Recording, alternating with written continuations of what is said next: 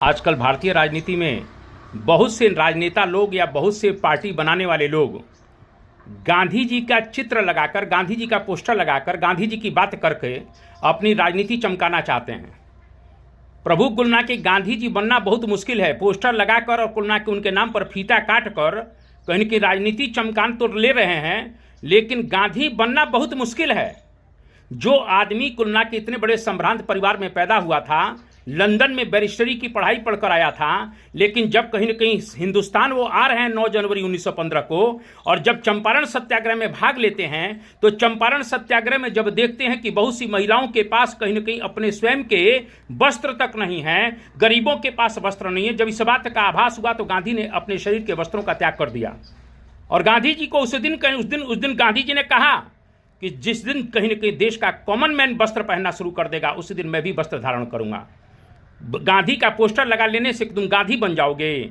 मैं यही बात आपको कहना चाहता हूं। गांधी तो विदेशी शिक्षा के विरोधी थे। गांधी जी ने स्वयं अपने पुत्र हरिलाल को विदेशी शिक्षा प्राप्त करने से मना कर दिया। गांधी स्वदेशी शिक्षा के समर्थक थे। लेकिन आज के राजनेता लोग कहीं न कहीं आप बताइए कि आपके परिवार के लोग कहाँ शिक्षा प्राप्त करने के लिए जा रहे हैं।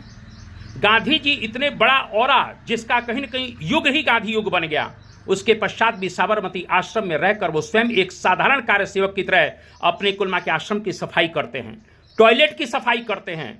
क्या आप लोगों से ये संभव है? मैं यह पूछना चाहता हूँ। गांधी जी कुलमा के किसानों के लिए संघर्ष करते हैं, अनशन पर बैठ जाते हैं, मजदूरों के लिए संघर्ष करते हैं, भूख हड़ताल पर बैठ जाते हैं। गांधी जी हरिजनों और दलितों के कल्याण के लिए 20,000 किलोमीटर की लंबी यात्राएं शुरू करते हैं। क्या आप लोगों के लिए संभव है? मैं यह पूछना चाहता हूं। गांधी जी का पोस्टर लगाकर और गांधी जी का फीता काट कर और गांधी जी का नाम लेकर इस तरीके से जो राजनीति चमका रहे हैं, मैं उनसे यही तो पूछ रहा हूं कि क्या गांधी बनना इतना आसान है? क्या आप भी कुलना के दलितों और हरिजनों के कल्याण के लिए इस तरह का कार्य कर सकते हैं? ये मैं पूछना चाहता हूं। गांधी कुलना के कहीं के अंग्रेजों से संघर्ष कर रहे हैं। जीवन पर्यंत गांधी का कहीं के जीवन संघर्ष से भरा हुआ है।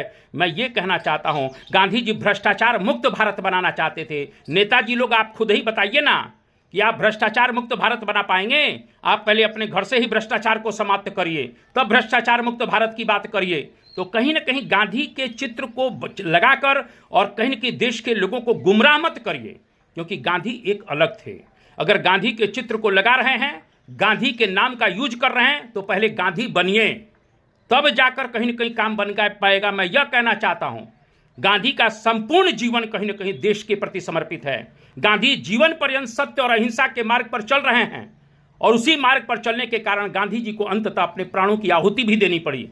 तो मेरा यह कहने का मतलब है भारतीय राजनीति के राजनेताओं से, या जो उस नाम से पार्टी बना रहे हैं, गांधी जी ट्रस्टीशिप का सिद्धांत लेकर आ रहे हैं कि जिनके पास अकूट संपत्ति है उसका एक हिस्सा अपने पास रखें, बाकी समाज कल्याण के लिए खर्च करें।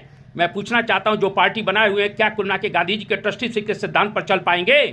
थोड़ा सा बताइए ना। गांधी जी ग्राम स्वराज की बात करते हैं, गांधी जी लघु और कुटीर उद्योग धंधों के विकास की बात करते हैं, गांधी हिंदी को राष्ट्रभाषा बनाने की बात करते हैं, लेकिन आपके लड़के तो विदेशों में पढ़ रहे हैं महाराज।